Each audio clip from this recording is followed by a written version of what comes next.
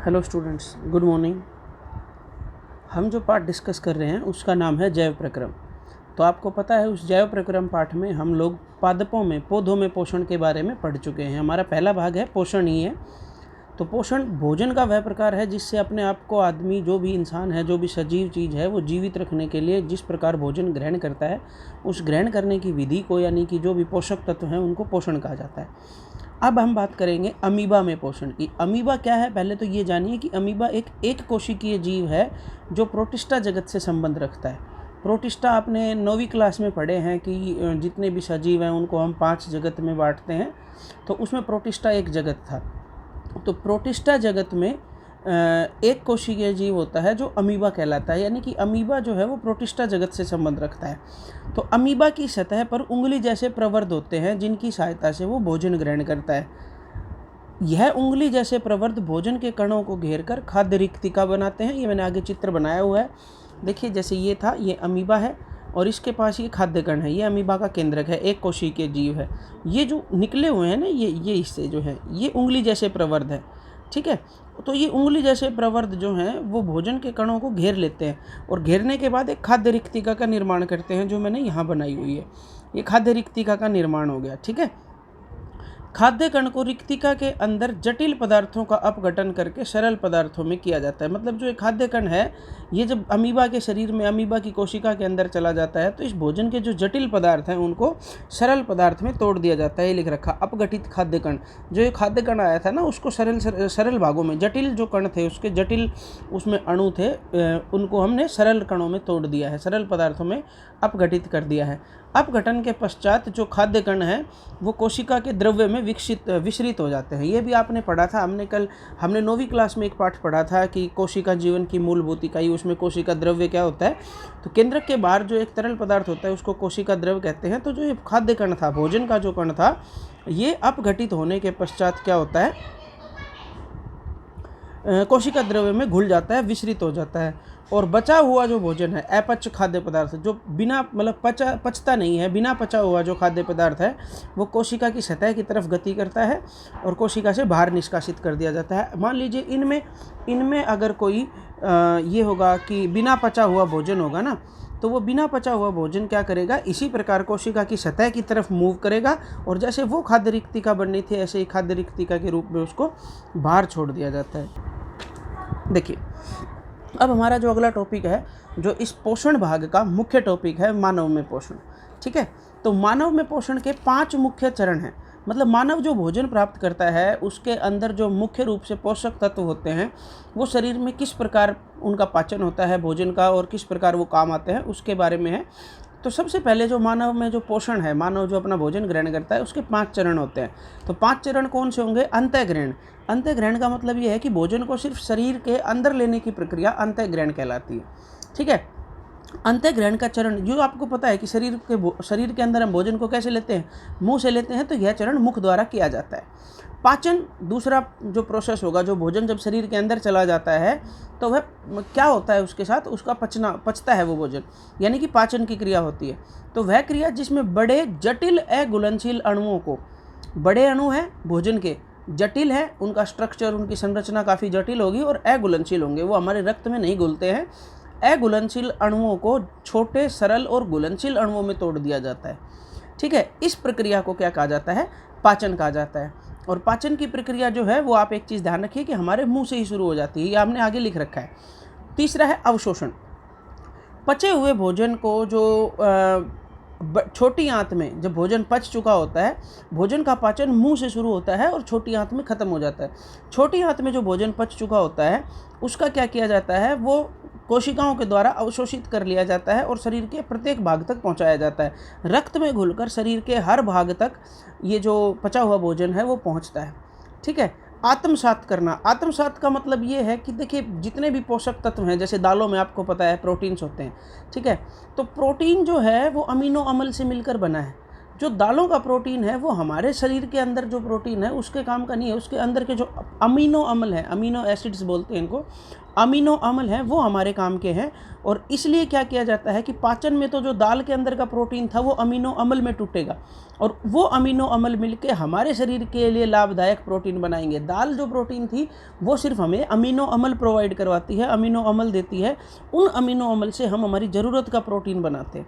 ठीक, तो ये आत्मसात करना प्रोसेस क्या है कि जो अवशोषित भोजन था वो शरीर की कोशिकाओं द्वारा ग्रहण किया जाता है और विकास एवं मरम्मत के लिए उचित उपयोग में लाया जाता है। इस प्रक्रिया को हम आत्मसात करना कहते हैं। अगला जो 5वां भाग है वो है निष्कासन, जिसमें शरीर द्वारा बिना पचे हुए भोजन को क्या कर दिया जाता है, शरीर से बाहर निकाल दिया जाता है। इस प्रक्रिया को हम क्या कहते हैं, निष्कासन कहते हैं। तो मानव पाचन तंत्र के अंग देखिए, मुख्य अंग मानव पाचन तंत्र के कौन कौन से हैं? मुख, हमारा मुंह है, ग्रसिका जिसको हम आहार नाल भी कहते हैं, डायाफ्राम, आमाशय, छोटी आंत, बड़ी आंत और गुदा। डायाफ्राम क्या है? डायाफ्राम हमारा जो चेस्ट रीजन है, यानी कि जो श्वसन तंत्र का भाग है जिसमें फेफड़े आते हैं उसको, और नीचे जो आमाशय हमारा अंदर पेट है उससे अलग करने वाला एक मांसपेशियों से बना एक प्लेटफॉर्म कह सकते हैं हम उसको, वो डायाफ्राम कहलाता है। छोटी आंत, बड़ी आंत और गुदा, ये सब क्या है? पाचन तंत्र के अंग है। तो पाचन तंत्र की कार्य प्रणाली, पाचन तंत्र हमारा कैसे काम करता है, कैसे भोजन का पाचन होता है, उसके बारे में आप पढ़ते हैं। तो सबसे पहले देखिए, भोजन का पाचन मुख से ही शुरू हो जाता है।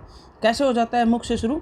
तो सबसे पहले क्या होता है कि जो हमारे दांत होते हैं वो भोजन को छोटे छोटे टुकड़ों में तोड़ देते हैं। लार ग्रंथियाँ, हमारे जो गाल हैं उनके अंदरूनी तरफ पे लार ग्रंथियाँ होती हैं, जीभ के नीचे लार ग्रंथियाँ होती हैं, जो मुंह में होती हैं हमारी, वह लार स्रावित करती हैं, एक रस स्रावित करती हैं जिसको हम लार कहते हैं, यानी कि अपनी लोकल लैंग्वेज में हम उसको थूक बोलते हैं। उसमें क्या होता है, उसमें एमिलेज नाम का एक एंजाइम होता है जो जटिल स्टार्च को हिंदी में मंड कहा जाता है। स्टार्च एक शर्करा है एक प्रकार की, तो जटिल स्टार्च के अणु को शर्करा, छोटे छोटे शर्करा के अणु में तोड़ देता है। यहाँ पे मैंने एक नाम लिखा है कि एंजाइम, अमाइलेज नामक एंजाइम उपस्थित होता है। तो एंजाइम क्या होता है? एंजाइम कोशिका में स्थित प्रोटीन के अणु होते हैं। अलग अलग कोशिकाओं में, सब कोशिकाओं में प्रोटीन के अणु होते हैं जो जैव रासायनिक क्रियाओं, जैव का मतलब जीव के अंदर होने वाली रासायनिक क्रियाओं के लिए उत्प्रेरक का कार्य करते हैं। उत्प्रेरक का मतलब वो होता है जो रासायनिक क्रियाओं की दर को बढ़ा देता है, इंक्रीज कर देता है।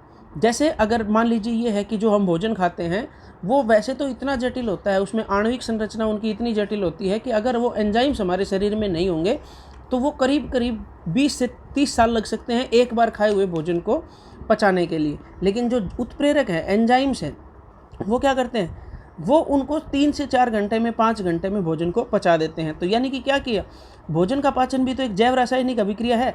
तो जैव रासायनिक अभिक्रिया है जो हमारे शरीर में हो रही है, यानी कि भोजन का पाचन है, एंजाइम्स की उपस्थिति में वो क्या हो जाता है, बहुत जल्दी काम हो जाता है। ये मैंने यही लिख रखा है कि कोशिकाओं में स्थित प्रोटीन के अणु होते हैं। एंजाइम की परिभाषा है कि कोशिकाओं में स्थित प्रोटीन के अणु होते हैं जो जैव रासायनिक क्रियाओं के लिए उत्प्रेरक का कार्य करके और उन अभिक्रियाओं की दर को बढ़ा देते हैं। ठीक है, लार के कार्य, हमारे शरीर में जो मुख में लार होती है उसके क्या क्या कार्य हैं ये आपको पता है, हो सकता है आपने ध्यान दिया हो, नहीं दिया हो।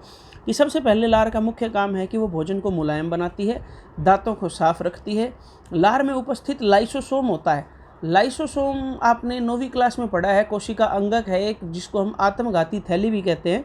तो लाइसोसोम क्या करते हैं, लाइसोसोम भोजन में जो हानिकारक जीवाणु होते हैं उनका खात्मा करती है, हमारी मुख को, होठ को और जीभ आदि को गीला रखती है, और इसमें जो मौजूद एंजाइम होता है जो मैंने ऊपर बताया था आपको, एंजाइम अमाइलेज, वो क्या करता है, वो स्टार्च का पाचन करता है।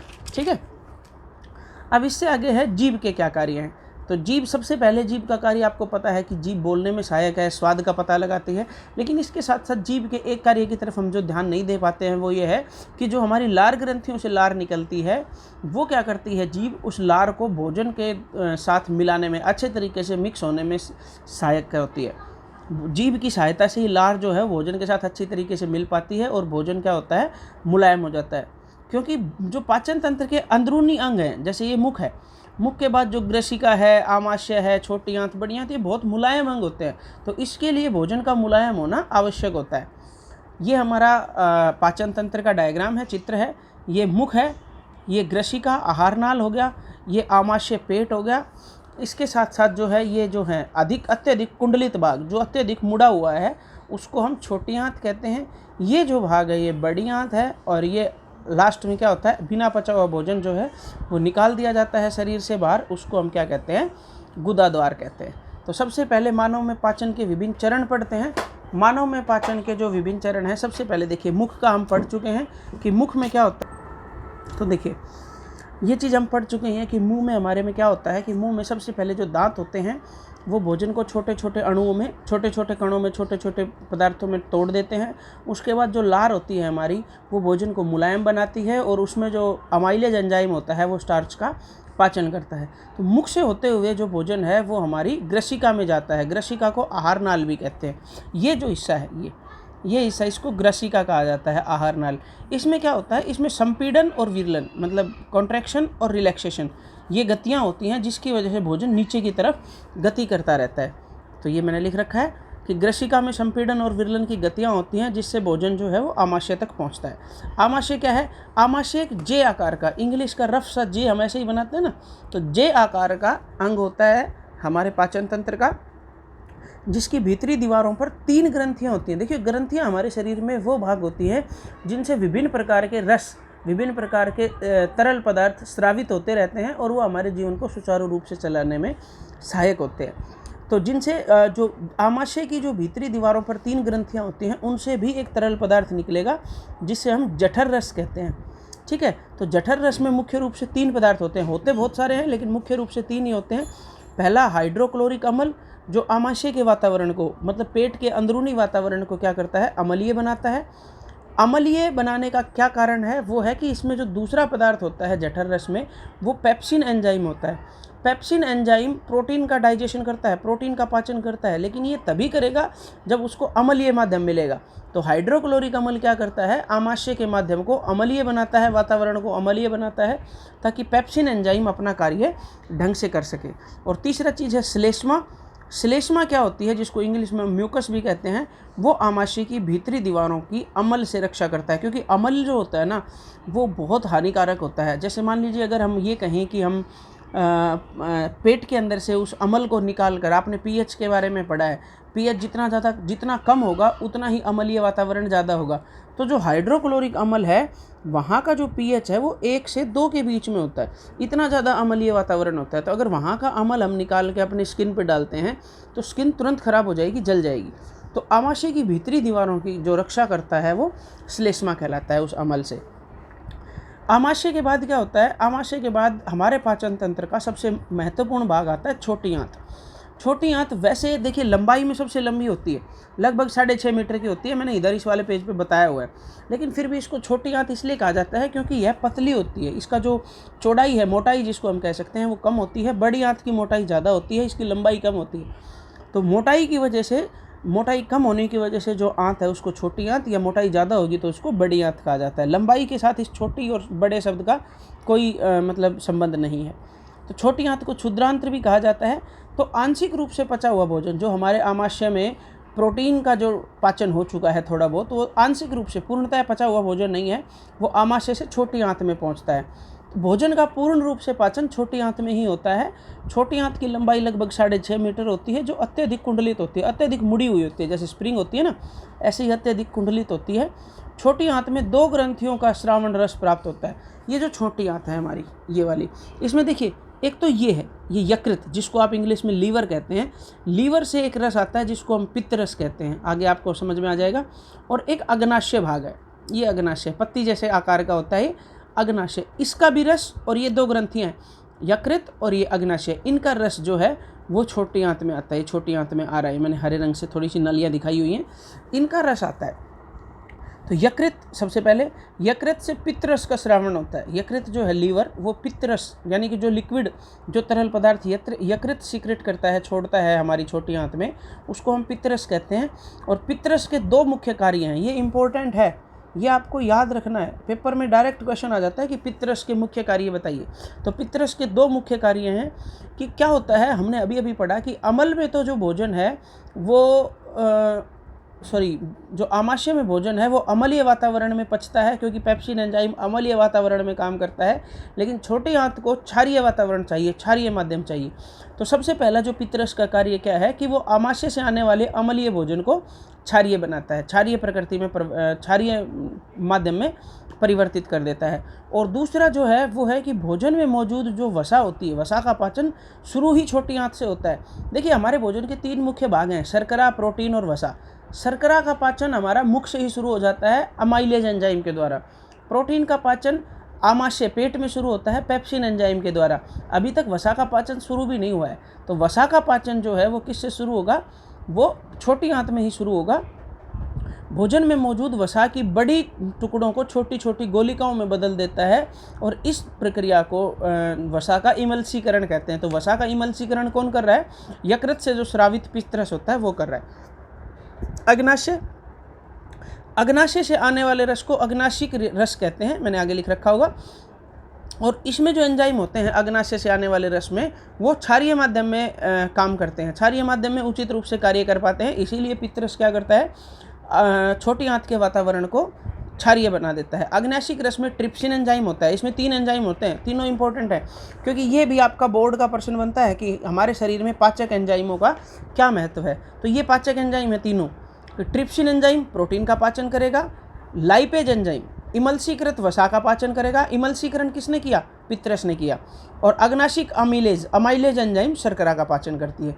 ये जो है ये पाचन यहाँ पे पूर्ण रूप, मतलब तीनों चीज़ों का पाचन आंत में भी होता है, प्रोटीन का भी, वसा का भी और शर्करा का भी। छोटी आंत में मौजूद जो ग्रंथियाँ होती हैं, ये तो अभी छोटी आंत से बाहर ग्रंथियाँ थी जो छोटी आंत में अपना रस स्रावित करती थी। अब जो छोटी आंत में मौजूद ग्रंथियाँ हैं वो आंत्र रस, आंत्र से जो शब्द है वो आंत से आया है, आंत्र रस स्रावित करती हैं, जिसमें मौजूद एंजाइम अंततः प्रोटीन को, अब जो फाइनल डाइजेशन है, जो पाचन की प्रक्रिया जो पूर्ण हो रही है, ख़त्म हो रही है, अंतिम चरण में है पाचन, वहाँ पे क्या होता है कि प्रोटीन को अमीनो अम्ल में, शर्करा को ग्लूकोज में तथा वसा को वसा अम्ल में बदल दिया जाता है। ये फाइनल पाचन जो पूर्ण रूप से पाचन हो जाता है, उसके परिणाम स्वरूप जो उत्पाद बनते हैं वो हैं, प्रोटीन का पाचन होने पर अमीनो अम्ल बनते हैं, शर्करा के पाचन पर ग्लूकोज बनता है और वसा के पाचन पर वसा अम्ल बनता है। और यहाँ पे इस रस के द्वारा, आंत्र रस के द्वारा क्या होता है, पाचन की प्रक्रिया पूर्ण हो जाती है। इसके बाद है पाचन पूरा होने के बाद हमने तीसरा चरण पढ़ा था अवशोषण। तो क्षुद्रांत्र के आंतरिक सत्र पर, जो छोटी आंत है उसके आंतरिक भीतरी दीवारों पर क्या होती हैं, अंगुली जैसे प्रवर्ध बने होते हैं, जिन्हें दीर्घरोम कहा जाता है। ये भी आपका बोर्ड का प्रश्न बनता है कि दीर्घरोम के क्या कार्य हैं। तो दीर्घरोम कहा जाता है अंगुली जैसे प्रवर्ध होते हैं। मान लीजिए ये जो है ये छोटी आंत की भीतरी दीवार है और इस पर उंगली जैसे ये प्रवर्ध बने होते हैं, ठीक है, ये प्रवर्ध दीर्घरोम कहते हैं। और दीर्घरोम का ये दीर्घरोम जो होते हैं वो आंत का क्षेत्रफल बढ़ा देते हैं, सतह का क्षेत्रफल बढ़ा देते हैं, ताकि अवशोषण ज़्यादा से ज़्यादा हो। जितना ज़्यादा क्षेत्रफल होगा उतना ज़्यादा है अवशोषण होगा। दीर्घरोम में रुधिर वाहिकाओं की बहुतायत होती है। जो दीर्घरोम होते हैं, ये जो उंगली जैसे प्रवर्ध, इनमें रुधिर वाहिकाएं, जो छोटी छोटी रक्त वाहिकाएं होती हैं वो बहुत ज़्यादा होती हैं, जिससे क्या होता है कि अवशोषित भोजन को रक्त के द्वारा शरीर के प्रत्येक भाग तक पहुंचाया जाता है। और प्रत्येक भाग, प्रत्येक कोशिका तक पहुंचने के बाद वहाँ पे कोशिकाएं क्या करती हैं, उसको आत्मसात करती हैं। आत्मसात हमारा चौथा चरण था, जिसमें हम ये पढ़ते थे कि जो पाचन किया हुआ भोजन है, जो पचा हुआ भोजन है और अवशोषित किया हुआ भोजन है, उसको मरम्मत और विकास के लिए कोशिकाएँ यूज कर लेती हैं, उसको हम आत्मसात करना कहते हैं। यहाँ से होने के बाद बड़ी आंत में आता है भोजन, जो अवशोषित कर लिया, जिसका आत्मसात हो गया, जो बिना पचा हुआ भोजन है वो बड़ी आंत में आता है। और बड़ी आंत में आने के बाद जो उसमें अतिरिक्त जल होता है वो क्या कर लिया जाता है, अवशोषित कर लिया जाता है, ताकि शरीर से अत्यधिक जल की हानि ना हो सके। और लास्ट में क्या होता है कि जो गुदा द्वार होता है, वहाँ से बिना पचे हुए भोजन को शरीर से बाहर निकाल दिया जाता है। ये है मानव में पाचन तंत्र, पाचन की प्रक्रिया। Thank you.